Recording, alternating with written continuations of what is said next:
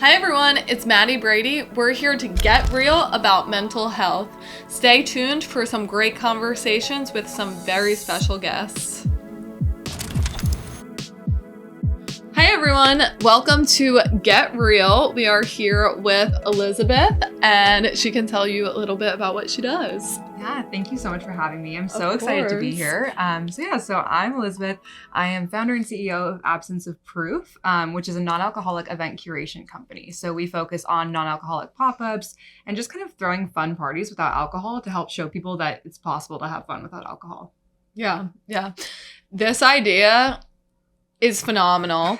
I thought so many times I wish there was an area where people could get together that were either sober or just exactly what you really target. Not only just sober people that are sober curious, just deciding if they want to see what it's like not to drink, or people that do drink that just want a night off. Yeah, exactly. And that's why we were very careful to not say this is only for sober people. While it's so important for sober people, like you and I are both sober, it's important for us to have a place to go. I think it's also important to be inclusive of people who are sober curious, who just want a night off. And the reality is most of our friends are kind of intermixed between the spectrum of drinking every night to not drinking at all.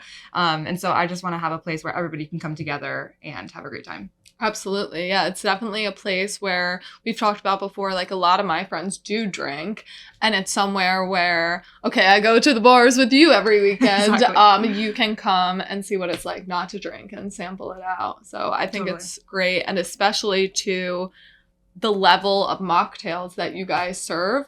I remember it's definitely becoming more of a thing and a lot more great restaurants are opening up to it. But I remember when I first started drinking, it was pretty scarce. It was no options. You were either having like an O'Doul or here's like a Coke with a little simple syrup in it or something. Totally. So you really take it to the next level. Thank you so much. I mean, that was my experience too. Is like, I don't want to go to a bar and have a cranberry juice. Yeah. Like, I don't feel included. I just don't want to do that. Yeah. So we're very intentional about creating equal or hopefully better drinks than you would get at a normal bar.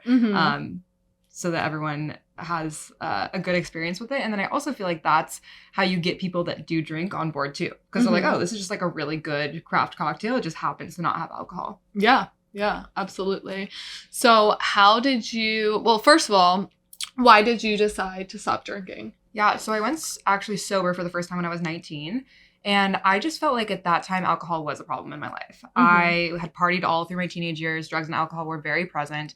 And then when I hit 18, 19 years old, I looked at my life and I was like, this is not what I want for myself. Yeah. I didn't even take like the ACT, SAT, didn't think I was going to get into any of the colleges I wanted to. And I really started to see a lot of my peers like soar and accomplish all the things that they had wanted to. And those weren't realities for me. And it was a big hit to my ego, my self-esteem. And I was like, I don't know why I'm not where I want to be, but I do know that there are certain things I'm allowing in my life that are not helping me get there. So instead of like making these huge life changes, let's just try removing all the things that are like factually toxic in my life. And alcohol was one of those. So I was like, I'm just going to stop drinking for a year and see what happens. And then after that year, my life had completely transformed. I had gotten into a school I wanted to. I had become a yoga instructor. Like all of these things that had kind of always been on my list that I had never had the bandwidth to do became a reality. And I was like, well, why would I stop now? And so I quit drinking for 3 years total. And then after those 3 years, I was really proud of what I had built of my life. And I felt like I was in my early 20s and I was like, okay, I don't really know if I'm an alcoholic. I don't feel like I'm an alcoholic. I just felt like it was a problem at that time. So let's try to reintroduce alcohol in moderation. And so I did. And I felt like it was actually pretty successful. Like I could drink on the weekends, not drink on the weekdays. I wasn't getting blacked out. I felt like I could have a relatively okay relationship with it. But then when I started to get really intentional about like the businesses that I wanted to build or the things that I wanted to achieve, I had to evaluate every single thing in my life. And if it didn't help me achieve it, it didn't have a place in my life. And again, alcohol was not helping. So I removed alcohol completely again a year ago. Wow. That's great. And that's really something that I feel like people are now realizing that don't necessarily have a problem. But I think that there's a whole cultural shift right now that people are realizing, why am I actually doing this? Why am I consuming this? It's not getting me towards my goals. If anything, it's hindering everyone from really taking things to the next level. I mean, even with a lot of people experience anxiety. Oh my God. The whole next day, I know I did. And you basically lose a full day. So it's not even like you're just going out the night before. You're losing at least a full day. Some people, it's more severe, and it could be a couple days till they're back to where they were, and then you repeat. Absolutely. Yeah. I mean, anxiety, like you said, mental health was the biggest reason why I removed it this time, is I was like, I have anxiety, like that's just a predisposition, but why am I doing things that are like medically shown to increase that? Like that just doesn't check out. And then when I removed alcohol, it's like this clarity of mind and stability that I feel is no amount of partying would outdo that or outweigh that in terms of benefit. Absolutely. What do you feel like is the main thing that you've seen within yourself that's improved since you took out alcohol permanently? Yeah, I would say mental health anxiety has definitely gone down, but also productivity. I mean, I never could have started abstinence if I was drinking. One, because it's completely off brand, but also because you just don't have the time. Like you said, you're hungover every weekend. Even if you only had a couple glasses of wine, like the next day you're just groggy. You don't have the energy. Now it's like Saturday morning, 7 a.m. I'm like, let's fucking go. Like, let's grind. Let's do something. And so, yeah, productivity and ability to accomplish the things that I want to accomplish has been, I think, the biggest win. And you've actually seen, too, that your mental health has gotten better as well. Oh, my gosh. Leaps and bounds. Absolutely. Yes. Yeah. I noticed that, too. It's funny because it seems like a lot of people that have anxiety, have depression, have whatever it may be, they self-medicate with alcohol. And in reality, it makes it astronomically worse and more severe when you're thinking, I mean, it's more so about immediate gratification. You think it's going to take everything away in that second. And then it turns out that you're suffering so much more than you would have if you initially had just tried to actually face the issues that you need to. Totally. And one thing that I experienced too is like, yeah, I didn't have anxiety when I was actually drinking, but the next day you feel like you're sober. So you're like, oh, well, it can't be the alcohol that caused this anxiety. Because it's this delayed like result of drinking. And so it took me quitting drinking to be like, oh yeah, that was the problem. I would get so much anxiety. Not only, first of all, I would think, what the heck did I do? Who do I need to apologize to? Who do I need to text? Who do I need to text to find out what happened? And then on top of that, it not only actually affects you where your body is just already anxious without those thoughts. And then I would then get anxious about how much I drank or what I consumed or what I ended up doing the night before. It was just so many levels to the anxiety. It was like a lot of times at one point I was getting severe panic attacks the next day where I would just let it build up so much. And I would think about what I consumed the night before and be like, how am I even alive right now? And then I would start having a panic attack about maybe I'm going to die later, like a delayed death from how much I consumed the night before. And it was just so bad that definitely was one of the main reasons that I've realized that I need to stop. Yeah. Well, I'm sorry you went through that. That sounds really, really hard. And I've also experienced that level of panic. And yeah, going back to like, what did I say? What did I do? Like, whether you said anything embarrassing or not, you're never going to know. And that's the worst part too, is like, you can't text everyone you encountered with the night before. And I would get so anxious that I would like make a problem out of nothing. Like I would text somebody and be like, what did I say? And they're like, what do you mean? You were fine. And I'm like, I'm so sorry. Like, but then the anxiety starts to build and build and build. And now it's like, I go out, I have a great time. I trust myself to behave in a way that I'm proud of because I'm fully present. And I think that's what's hard about drinking too, is like you truly become a different person. And people don't realize that. Like you do things that you wouldn't do. I think people say that alcohol is like a revealing of truth, but I completely disagree. I think that the person that you become is very far from who you are at your core. And the unfortunate part is you have to own the decisions you made, drunk or not. Yeah, that's something else for me. I was realizing I was trying to be this person. I wanted to be so great at everything I did and be a good person of good character and really represent myself well. And I felt like I was already in an uphill battle fighting stereotypes of, at the time, I had the bleach blonde hair and all of that. And I already felt like I was trying to prove myself that I'm this great person. I'm trying to do this. I'm trying to do that.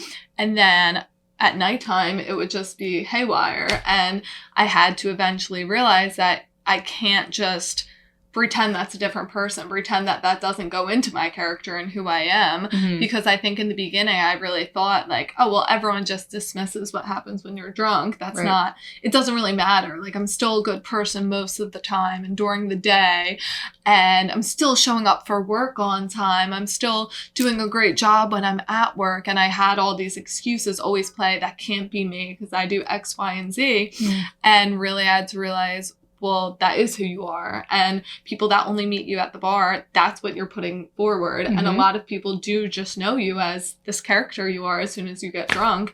And I realized that was just not who I wanted to be anymore. And exactly who I was trying to fight was who I was the second I had alcohol in me. Yeah. No, I completely agree. Yeah. There's the saying, that sobriety gave me everything alcohol promised. And I know that's so cheesy because that's like the go-to saying, but I really feel like that's honestly true. Yeah. Because everything I felt like I was getting out of alcohol, just you have to put work in. So it's just not immediate gratification, but that's everything I got out of stopping drinking. And it goes deeper. It's like more genuine. Mm-hmm. Like that's, you know, the connections that you make while you're drunk, like while you may be the super fun version of yourself are fun until you're not. Yeah.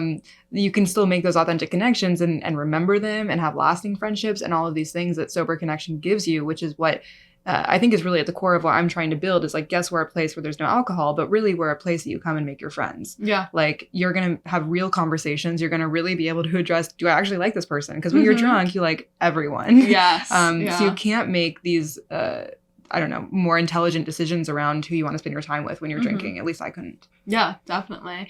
And do you feel like from what you're doing that you have made so many more connections and experience what you want to at nighttime? Totally. I mean, look at us. You know, I have met the most incredible people, and not just people that are sober, but people that are interested in new and different things. I think we kind of group our customers into like 3 buckets. We have like sober customers, sober curious customers, and then like the movers and shakers who are just like, this is kind of cool and different, and I want to understand what's going on here. And so I feel like I've made awesome friends in all 3 of those buckets.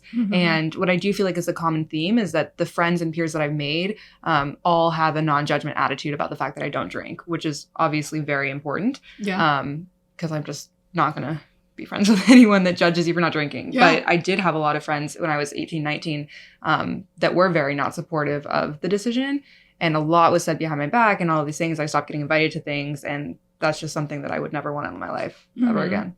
Yeah, I definitely remember those days, and I remember being so hurt by not being invited or hearing a comment, and I feel like now at the point where I am, it's like, why would you even want to be around somebody that doesn't support it, that doesn't at least understand? All my friends don't have to be sober, they don't have to fully understand every aspect of it, but you have to be supportive and be open-minded and understand that not everyone can have alcohol in their life. And when you think about it too, it's so wild that some people base their decisions of friendship and what they're doing and how they live on a drink. And that's the reality. Totally. I think sobriety will show you who your people are, who are the people that are going to stay. And it's a very quick filter system of, who you should allow in your life and who you shouldn't. Yeah, 100%. And so you have some exciting news. You've been expanding Absence of Proof. Can you tell me about the decision that you decided to bring it to more cities? Yeah, so Absence of Proof started kind of just as like a party. Like I was like, I personally want a place to party sober, and we'll see if people show up. Luckily, people continued to show up, and the parties kept getting bigger and more frequent, and we kept getting kind of like cooler and cooler venues. And it got to the point where I was hosting like 2 events-ish a week.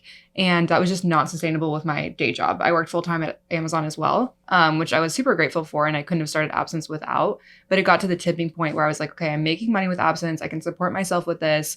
I'm either going to go all in or this is going to remain a hobby and side hustle. And I don't want that. So I went all in. And now I have the time to start thinking bigger. And I get probably like, I don't know, 15 to 20 messages a day that are like, hey, can you come to my city? Come to my city, come to my city. And now I'm like, okay, let's do it. Like, why not? You know, the great news about being a pop-up is that we don't have this huge overhead of lease. So, you know, the barrier to entry is very low in other cities. I think the challenge for us is going to be, you know, getting the word out there, building the community that we've built in New York. And that's kind of like my next think big vision is like, how do we maintain the community, the connection, the kindness that's at the center of all of our events in these other cities where I will physically not be there. Yeah. Well, if you can make it in New York, you can make that's it kind anywhere. of my thing. I'm like, it has not been an easy journey here. So yeah, I'm excited. That's how the saying goes. Yes. Well, that's great. I think that it's so interesting that so many people are showing up, and you did the Bumble dating event too, which I think is really cool. Yeah. Because I know that it's really hard for people in sobriety to meet people that, again, don't even need to be 100% sober, but understand and are accepting and all of that. So that's a really cool platform that you're giving to people as well. Thanks. Yeah, I definitely want to do more of that. Because I agree. You know, I have not been sober and dating ever. I was drinking when I met my current partner.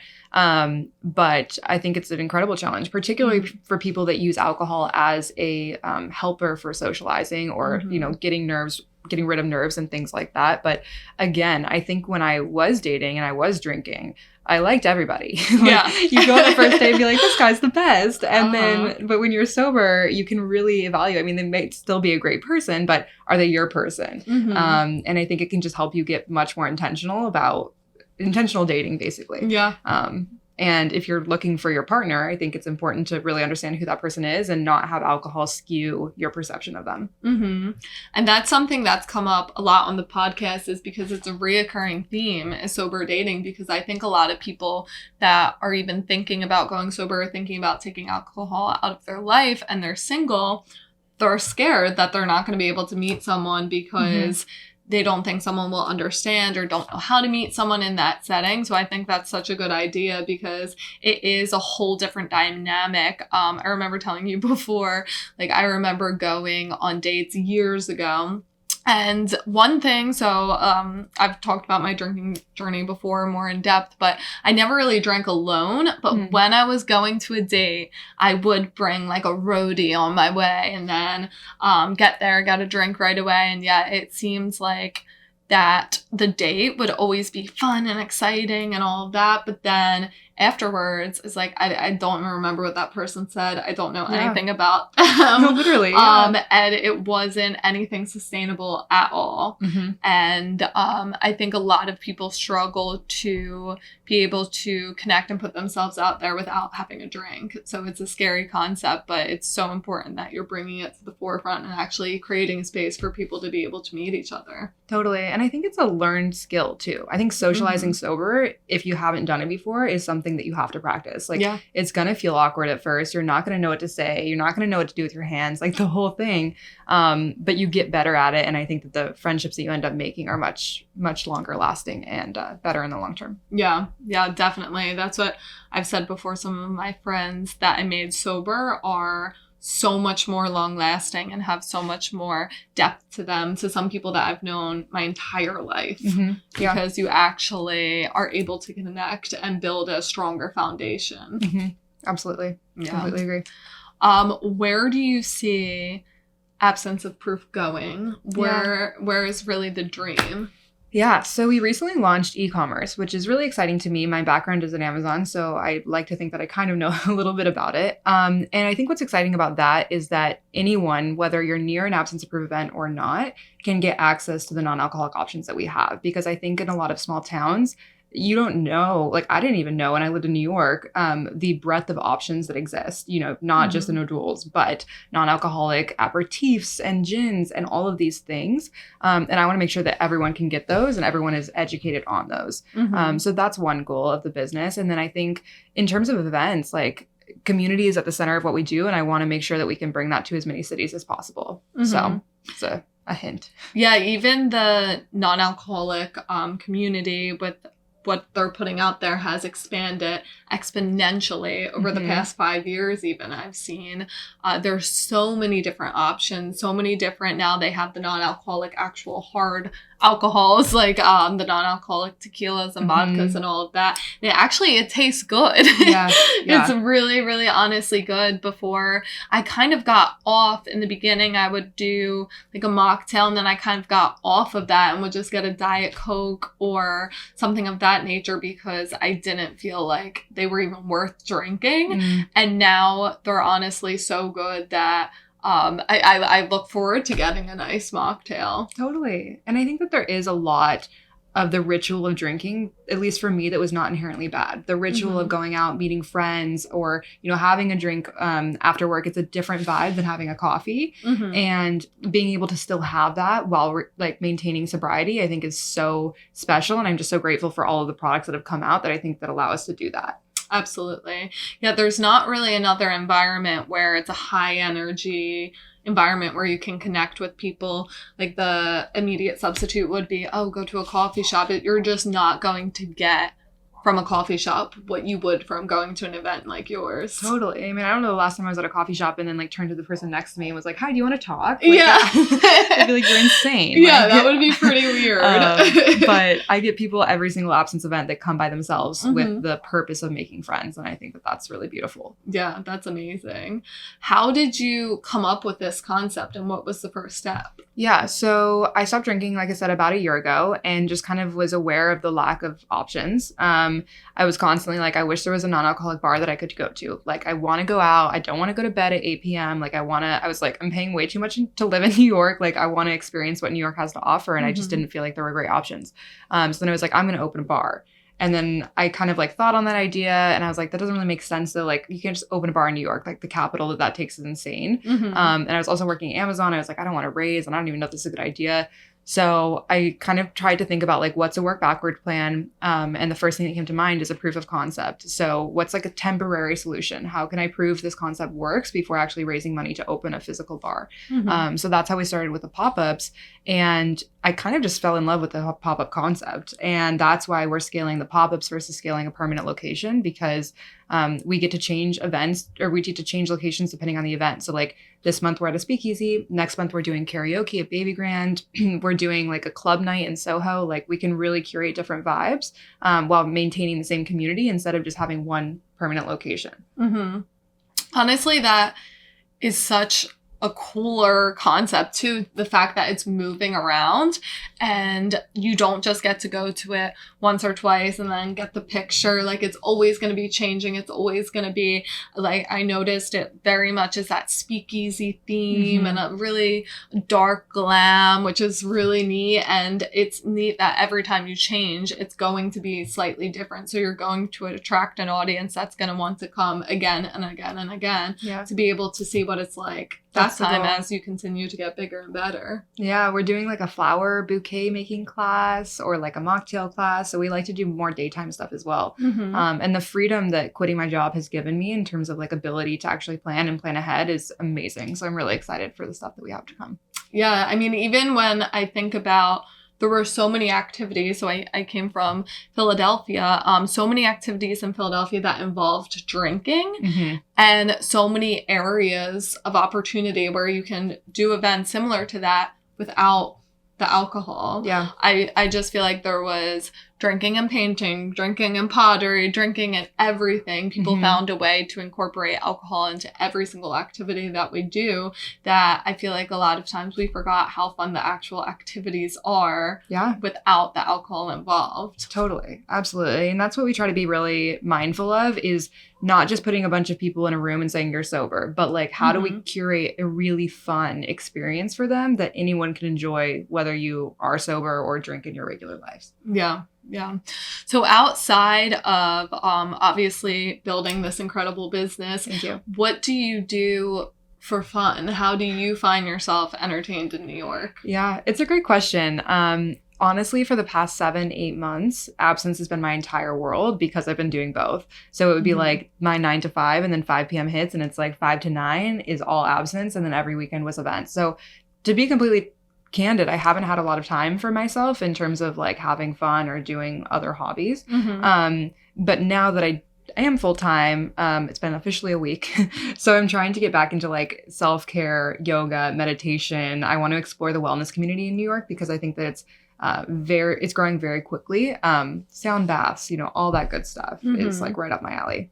Absolutely. And I feel like there's even a way to combine all of that where a lot of times the people that are involved in the wellness community are the ones that are really cutting out the alcohol. I feel like I've noticed a lot of people in the wellness community are the ones that are more so sober curious and seeing that they're dedicating so much time and energy to their health and then essentially putting a toxin in their body. Right. Exactly. I think that was another thing of like why is alcohol allowed in my life is like at the time I was like going to solid core every day. I was like really trying to get ripped.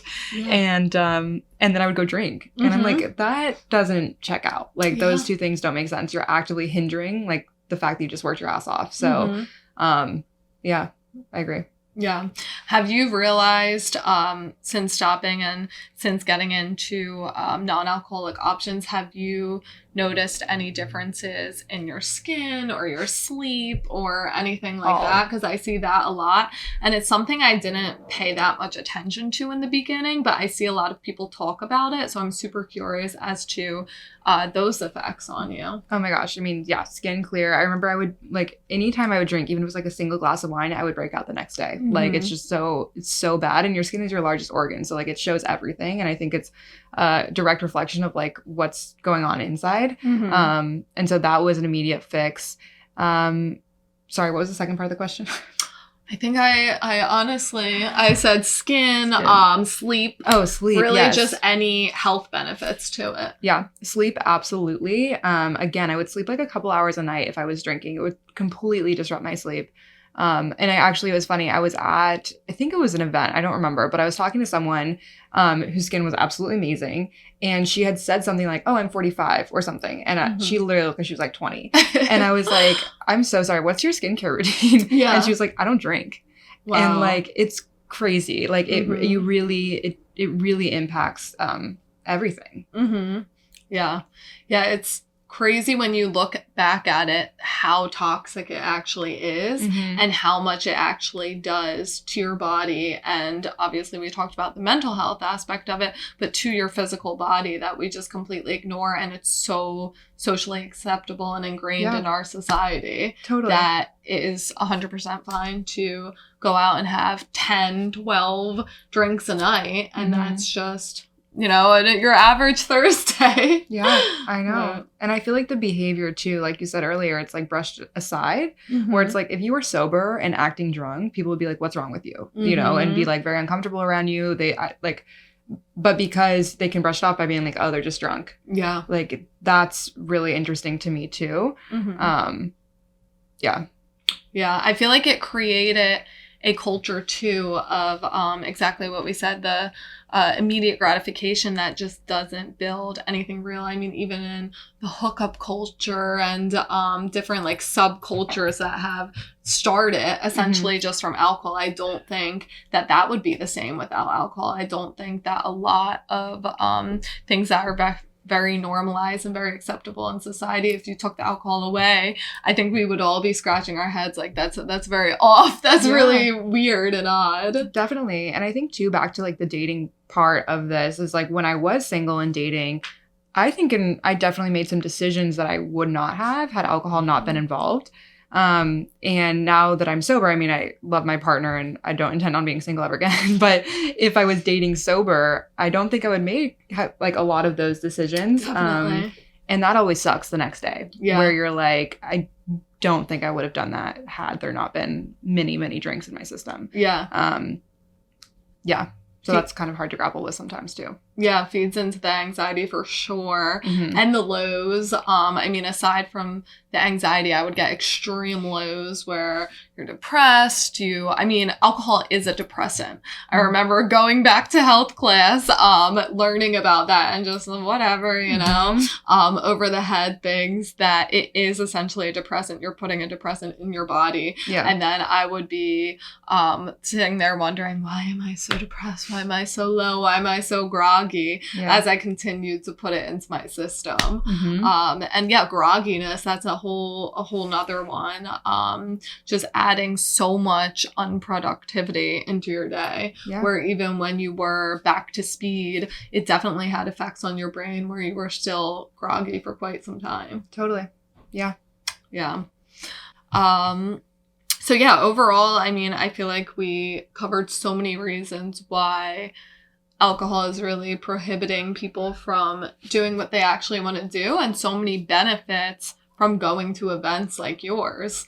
I'm going next weekend and I'm super excited. Where can people find your tickets and your social media following? Yeah, so everything is at Absence of Proof. So TikTok, Instagram, all of that. And then we also have an email list. So if we say email list sees it first. So would definitely recommend subscribing, and that's just absenceofproof.com. Okay, awesome. Yeah. Well, thank you so much for coming on the podcast. I feel like we definitely open people's eyes to other options for if they do want to just try out being sober for the night, just connect with some sober people, have some great conversations. Yeah, cool. Hi, I'm Elizabeth, and I just got real.